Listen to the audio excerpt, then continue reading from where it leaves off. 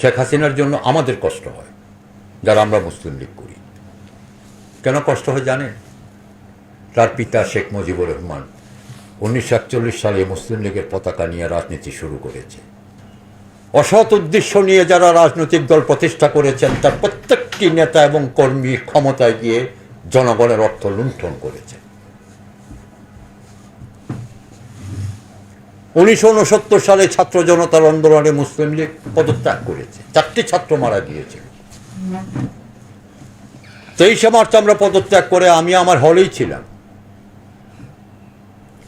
মুসলিম লীগের প্রত্যেকটি নেতা যার যার বাড়িতে ছিল, পালাতে হয় নাই।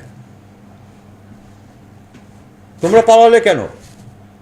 তোমাদেরকে তো পালাতে কেউ বলেনি।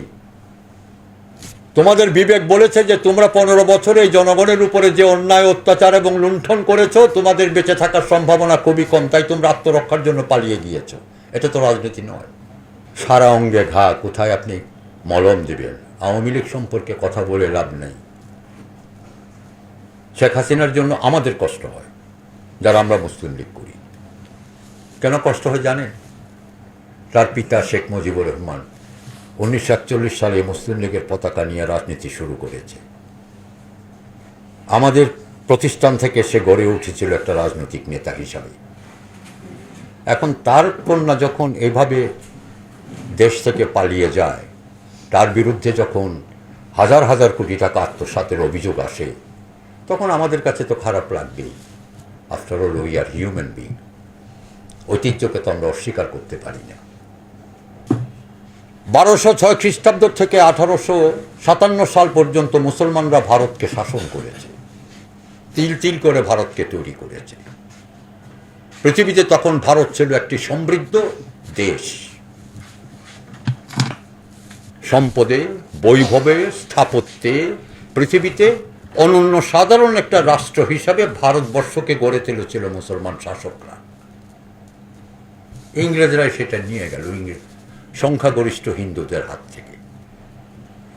আপনার কাছ থেকে যদি আমি কোনো কিছু নিয়ে যাই, আমার প্রয়োজন শেষ হয়ে গেলে সেই জিনিসটা আপনাকে তো ফেরত দেব, এটাই তো নিয়ম। আইনজীবী সাহেবরা কি বলেন?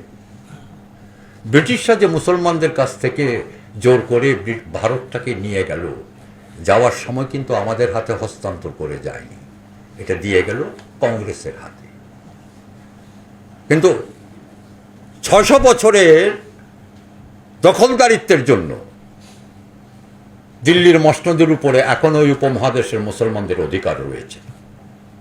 সেই অধিকার থেকে মুসলিম লীগ বিচ্যুত হয় নাই। এটা 2027 সাল পর থেকে আপনারা বুঝতে পারবেন।